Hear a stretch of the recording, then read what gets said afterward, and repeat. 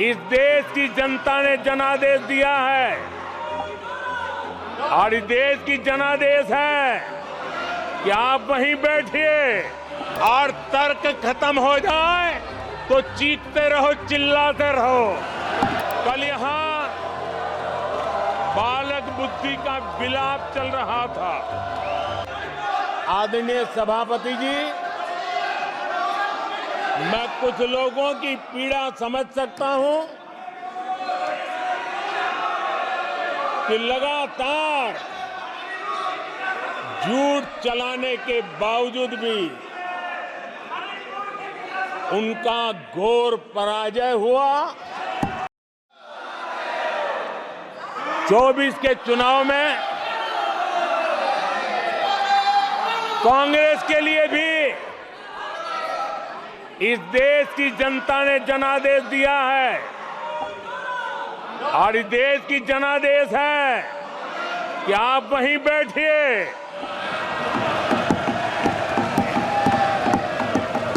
विपक्ष में ही बैठो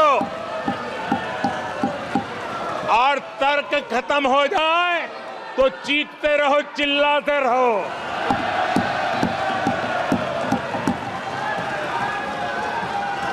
आदरणीय सभापति जी, कांग्रेस के इतिहास का ये पहला मौका है जब लगातार तीन बार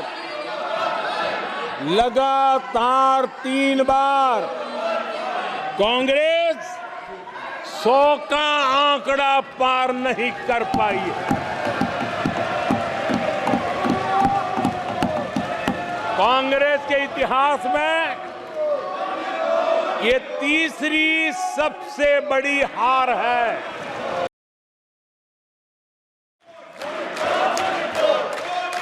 मुझे नहीं पता कि कांग्रेस के जो साथी दल है उन्होंने इस चुनाव का विश्लेषण किया है कि नहीं किया है। ये चुनाव इन साथियों के लिए भी एक संदेश है। आदरणीय सभापति जी,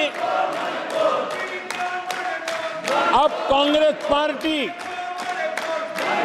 2024 से एक परजीवी कांग्रेस पार्टी के रूप से जानी जाएगी।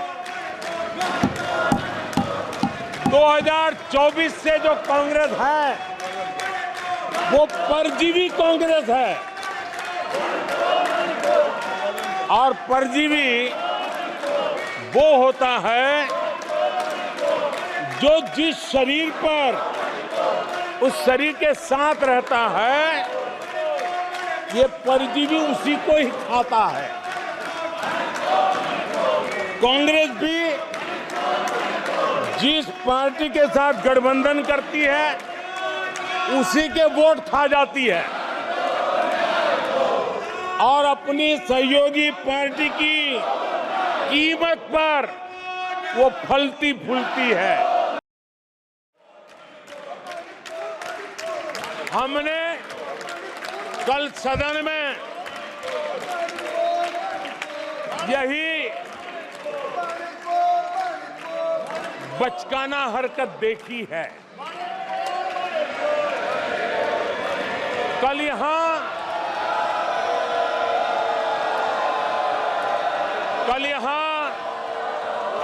बालक बुद्धि का विलाप चल रहा था।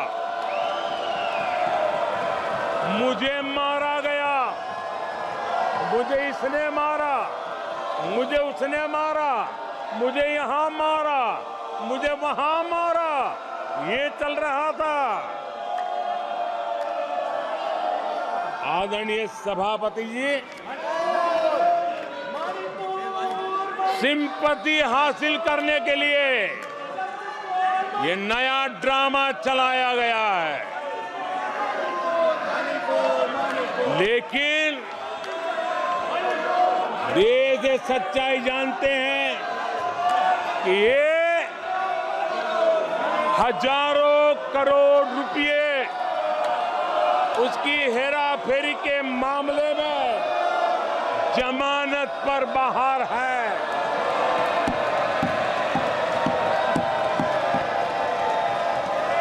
ये ओबीसी वर्ग के लोगों को चोर बताने के मामले में सजा पा चुके हैं।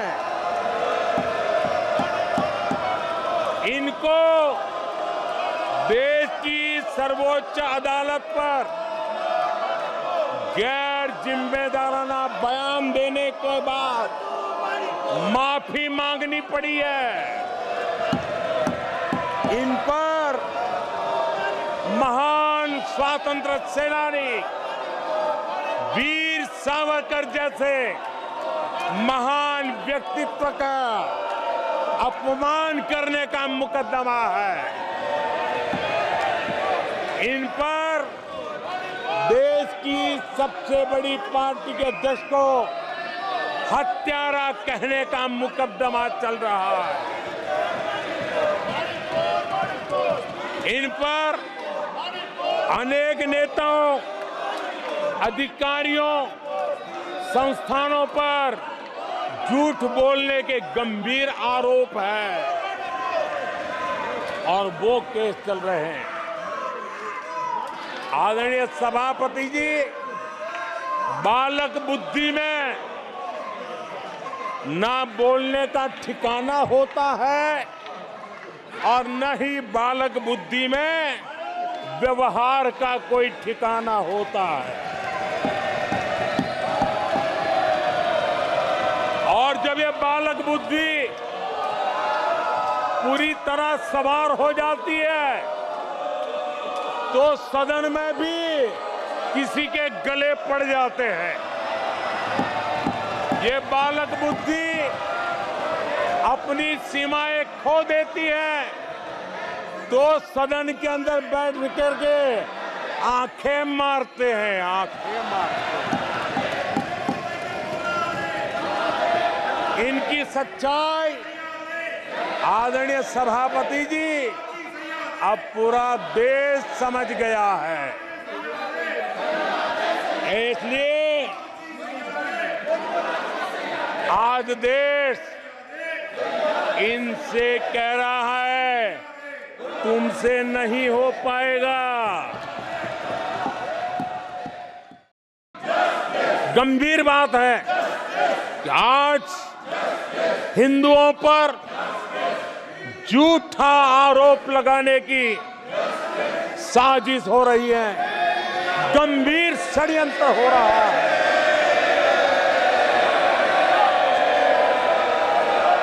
आदरणीय सभापति जी,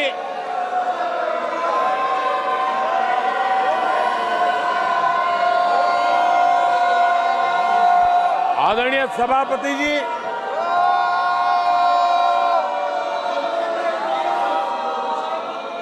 ये कहा गया हिंदू हिंसक होते हैं? ये है आपके संस्कार,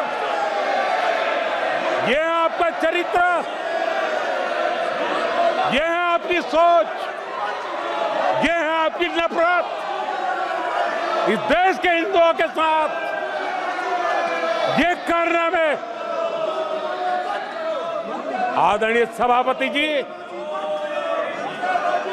ये देश शताब्दियों तक इसे भूलने वाला नहीं है। ये वो लोग हैं जिन्होंने हिंदू आतंकवाद ये शब्द गढ़ने की कोशिश की थी।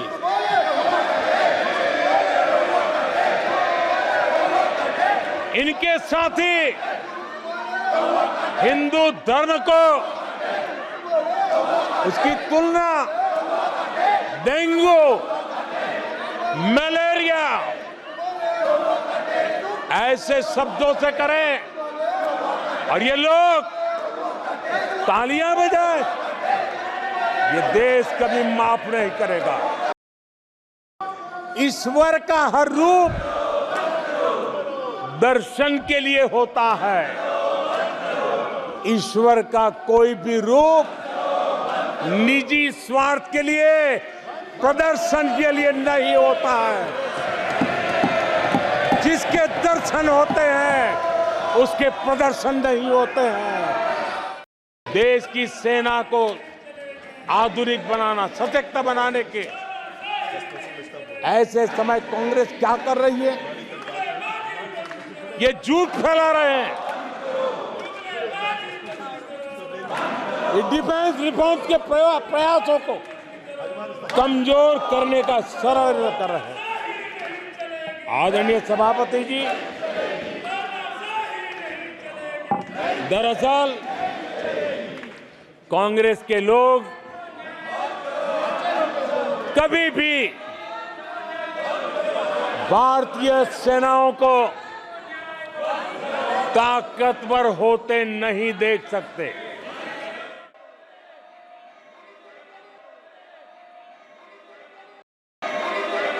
आदरणीय राष्ट्रपति महोदय ने अपने उद्घोषण में पेपर लीक पर भी चिंता जताई है। मैं भी देश के हर विद्यार्थी को, देश के हर नौजवानों को कहूंगा कि सरकार ऐसी घटनाओं को रोकने के लिए अत्यंत गंभीर है और युद्ध स्तर पर हम अपनी जिम्मेवारियों को पूरा करने के लिए एक के बाद एक कदम उठा रहे हैं। युवाओं के भविष्य के साथ खिलवाड़ करने वालों को कतई छोड़ा नहीं जाएगा। नीट के मामले में पूरे देश में लगातार गिरफ्तारियां की जा रही है। केंद्र सरकार पहले ही एक कड़ा कानून बना चुकी है।